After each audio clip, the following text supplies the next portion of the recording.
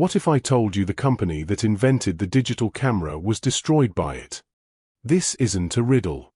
It's the true story of one of the biggest business blunders in modern history. In 1975, a young engineer at Kodak created a device that could capture an image without film. It was the size of a toaster, took 23 seconds to record a black and white photo to a cassette tape, and had a resolution of 0.01 megapixels. It was the world's first digital camera. And the company that held this revolutionary invention in their hands did everything they could to bury it. For most of the 20th century, Kodak was more than a company. It was a cultural icon. The phrase "a Kodak moment" entered the global lexicon. Their bright yellow boxes were everywhere. They perfected a simple, powerful slogan: you press the button, we do the rest.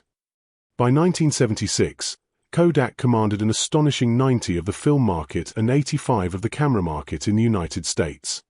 They were a titan, an institution that seemed as permanent as the memories it helped to preserve.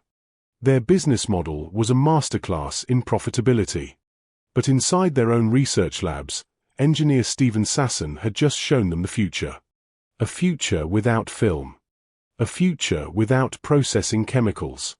A future that threatened to burn their entire empire to the ground.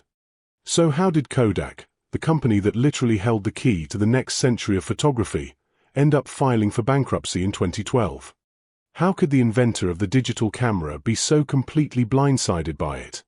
That's the question we're answering today. This is the story of how success becomes a trap. To understand Kodak's fall, we need to break down the 3 critical failures that led to their demise. It wasn't one bad decision. It was a chain reaction of flawed thinking, deeply embedded in the company's DNA. First, you have to understand how Kodak made money. It wasn't really from selling cameras. It was from everything that came after. Kodak perfected the razor and blades business model. The cameras were the razor, often sold at a low price, sometimes even at a loss. The film, the photographic paper, and the developing chemicals were the blades. Customers would buy them over, and over, and over again. This ecosystem was a money printing machine. The profit margins on film were incredibly high. Kodak controlled the entire process, from manufacturing to the photo finishing labs. This vertical integration gave them immense power and consistent, predictable revenue. It was the perfect business. Too perfect. When Stephen Sasson presented his filmless camera to Kodak executives, their reaction wasn't excitement. It was fear. They asked him a critical question: why would anyone ever want to look at their pictures on a TV? But the unspoken question was much deeper: how does this make us money? Digital photography didn't just threaten their cameras. It threatened their entire, lucrative supply chain. Every digital photo taken was a roll of film not sold. A sheet of photo paper not printed. A bottle of chemicals not used. From the perspective of a manager whose bonus was tied to film sales, digital wasn't an opportunity.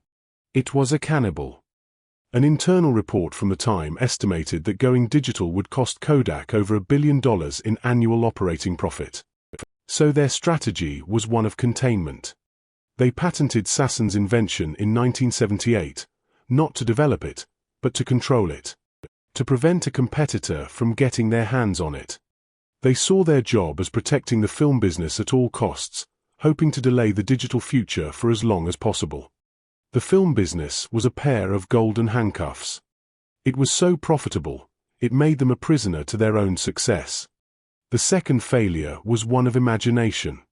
Kodak wasn't entirely ignorant of the digital threat. In fact, they studied it relentlessly.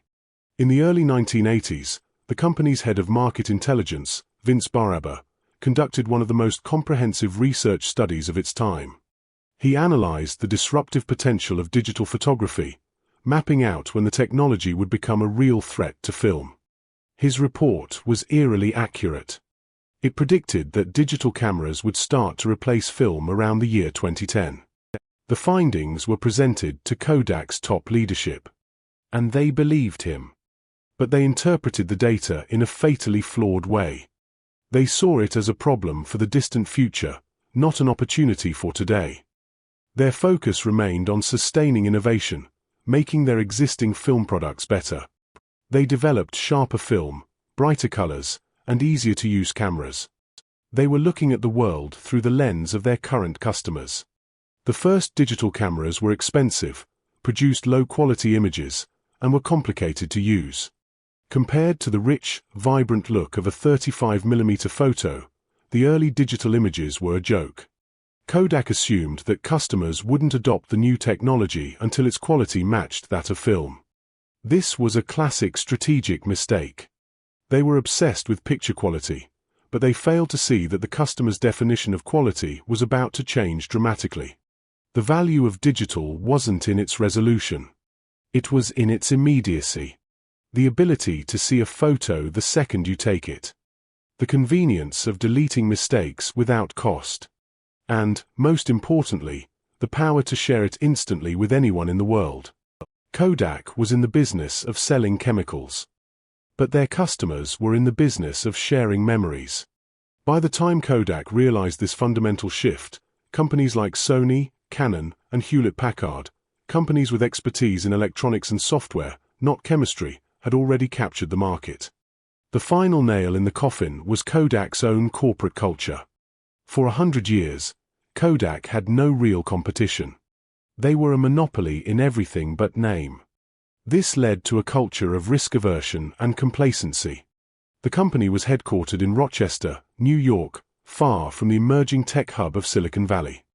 Its identity was deeply tied to the complex chemistry and manufacturing processes of film.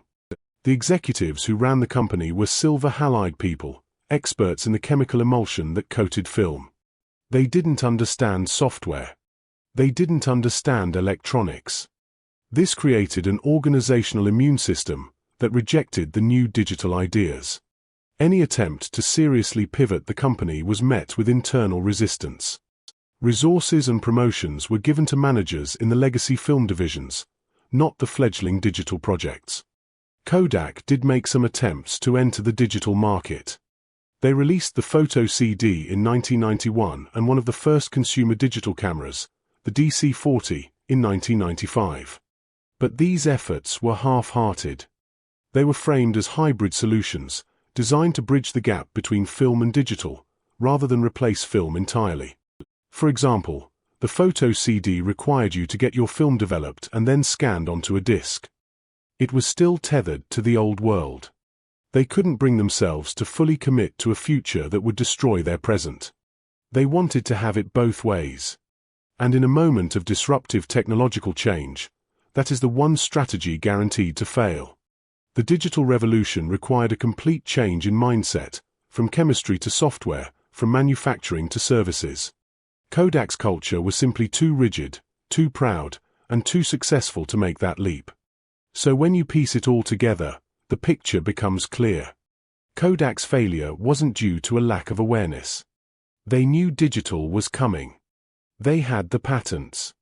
They had the research. They even had the products. The fatal flaw was this: Kodak was not killed by technology. It was killed by its own business model. Their entire identity and profit structure were built on the razor and blades model of film. This model was so successful, so dominant, and so profitable that it created a corporate blindness. They were psychologically and financially incapable of embracing a technology that would render their core business obsolete.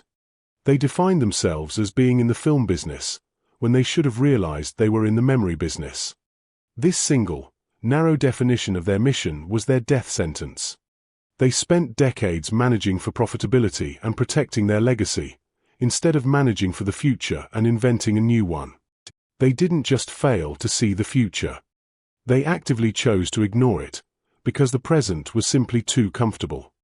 If that insight just helped you see this classic business case in a new light, take a moment to hit the subscribe button.